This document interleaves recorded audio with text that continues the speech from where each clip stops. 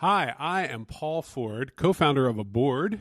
And I'm Rich Ciotti, the other co-founder of Board. Good to see you, Paul. Good to see you too, Rich. We've spent a lot of time together recently, even more than normal.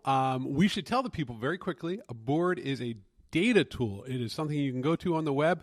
You can take all your messy spreadsheets and turn them into dynamic software that your team can use to accomplish wonderful things. That's right. And so you should check it out at aboard.com. We're the co-founders, which means that we get to take a lot of credit for the wonderful work that the team does. But correct. Boy, is this thing coming along. It's getting real good. It's exciting. Check out CSV Export. Calm yourself. Okay, all right. Anyway, this is the Aboard Podcast. Let's play the theme song.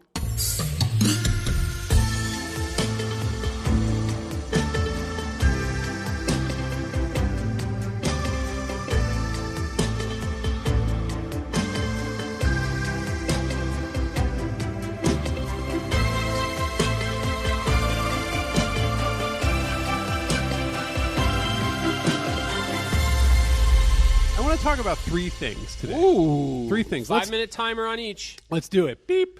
One is you and I went up to Boston and we and Cambridge, Massachusetts, and we checked out the MIT Technology Review EmTech Digital Conference. And I want to complain about Facebook in that context. The second is that Canva, the design tool, got into hip hop.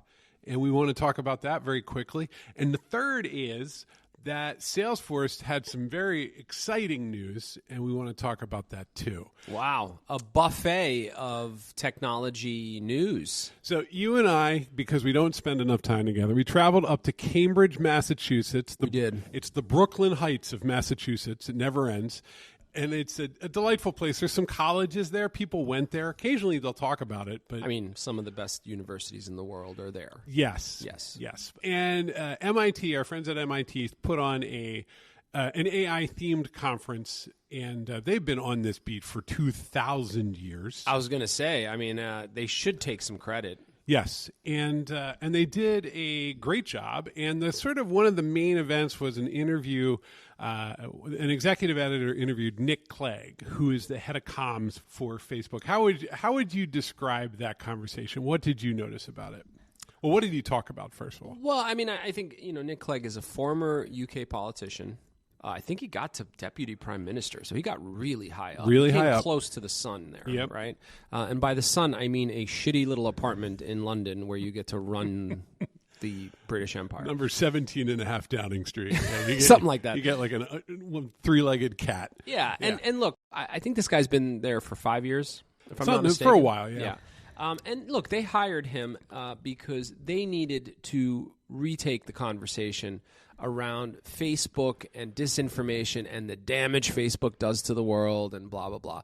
So they hired a master rhetorical debater. A world-class British politician. First off, when something comes out in British, you could be... with that accent? Yeah, you're like, wow, that makes a lot of sense. They had a lot of practice during colonialism. Like, they got really good at it. They're like, Also, everything has the sort of intonation of a question. It's very apologetic in tone, but very assertive. Yes. Very, very.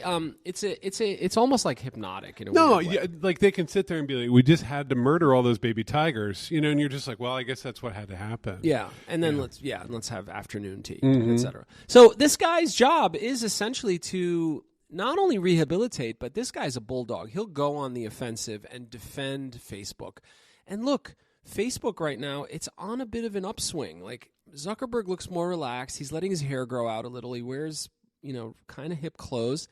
And the conversation has drifted away from disinformation. This is a big election year, not just in the U.S., but in Europe as well. Mm-hmm. And so everybody's sort of like, Facebook, are you going to behave yourselves? And then you have this guy. Yeah. Not only is he explaining that Facebook is going to behave itself, but he's actually going on the offensive. He's a very savvy... In a very subtle way. Like, you say bulldog, but you wouldn't think that. It almost comes across as lapdog, and it just starts biting your eyeballs. Exactly. The executive editor for MIT Tech Review, who was interviewing him, she did a very good job. She had a list of, genuinely hard, well-researched questions.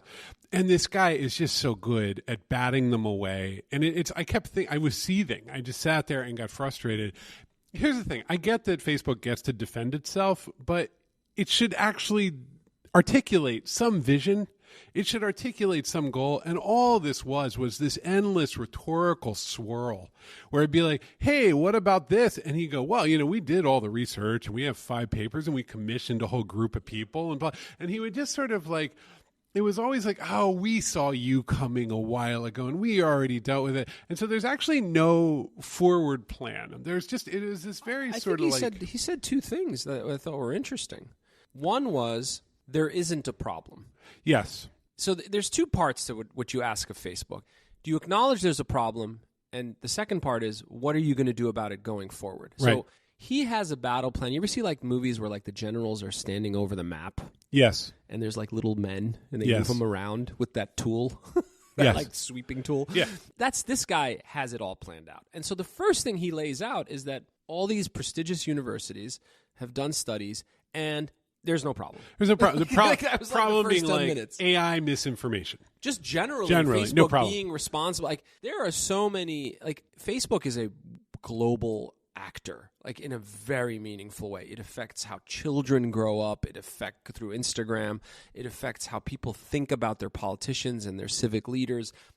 You can't look away from that. And his whole argument is, everyone's making a bigger deal out of it than they actually are because it seems like everybody has this opinion. That was one of his power moves, which is like, you know what? The left and the right are both saying we're wrong. How about nobody's wrong and everybody's just crazy? Here's what was like You were kind of seething. I was seething, but I will say here's what was good to learn. The Facebook policy is that of a centrist, absolutely no responsibility entity going forward. You're going to have Zuckerberg talk about AI, and he's going to have cooler hair than he had before.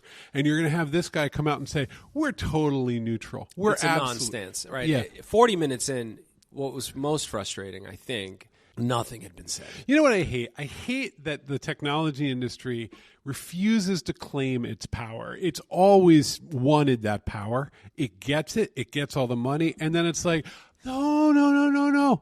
We're like a road that the cars drive down. And there's a bit of people are going to be people. Yeah, sometimes they'll murder a lot of other people. So that was Cambridge. We came back. There was a cookie there, a good ginger snap cookie that they had. I enjoyed that. That's what you came away with. That was my experience. We talked to some AI companies in the room. It was great. So then we came back, and then immediately as we're getting back, news gets out that Canva, the company that lets you make posters for your...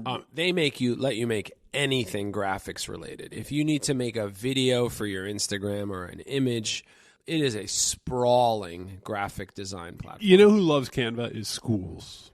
It's just, like posters. Right? And Canva leadership stood up and just sort of did a big rap about Canva and where it's at right now. Like WRAP? You mean a summary? Like backup dancers and just like a hip hop, a series of verses performance. Yeah. Okay, how'd that go? Not well. It was actually, here's the problem, and I was thinking about this.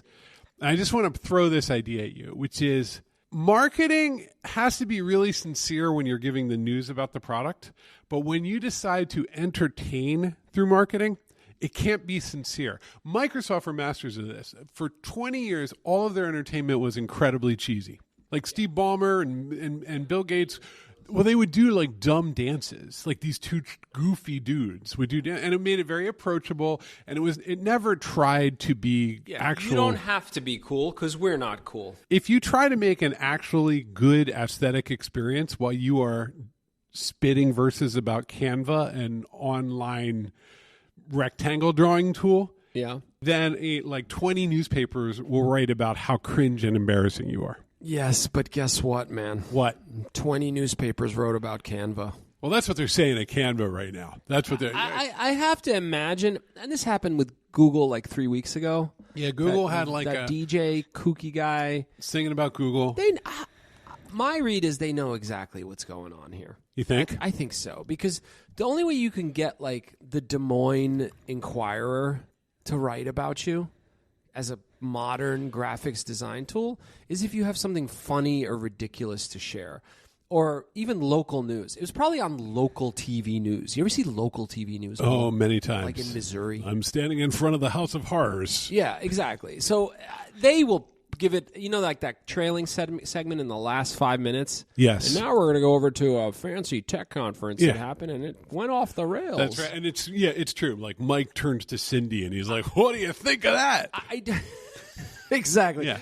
Look, is Canva that savvy? It's shocking to what you're describing. These are two different worlds. One world is you have no clue and no taste. Yes. The other world is you are extremely media savvy. I'm going to go with extremely media savvy. I think. I don't know for sure. Well, we're going to find out. Google, I think for sure, knew that guy was a goofball. They also were like, go get the crowd warmed up. And he was like, sure, give me $20,000. Right? Like, exactly. it's just. This, I don't know. It's one of those great mysteries, right? Like, did they think that they were cool? I can't tell. Part of me, too, is like, it's a 5-minute fiasco that you're just sitting in the audience enjoying. Yeah. I mean, and this isn't new, right? Look, go down the list, right? Yeah. Blink 182 or whoever has performed for Adobe. And No. Metallica's performed Foo Fighters for Salesforce. Yeah, exactly. There is this world of like, if your last hit album was 5 years ago or longer, you could do the corporate circuit. The one that was brutal was, and I can't remember which two banks it was, but they merged, and these two guys with acoustic guitars performed U2's One. But it's incredible. We're one bank. We need to share that. You can't. It's when Bank of America and I think Capital One merged or we're something. We're one bank. It's one of the most difficult things to watch. And it's been erased from the internet. I went to look for it. Oh, there are ways to find it. Yeah, I'm sure. I'm sure there are, but like an army. Has it of really lawyers. been erased? You cannot find it. No, it was kidding. It was so brutal. It was just guys in like polo shirts. All right, so. Last thought. What was a killer move? Zoho's conference hired Dexy's Midnight Runners, which was really something else.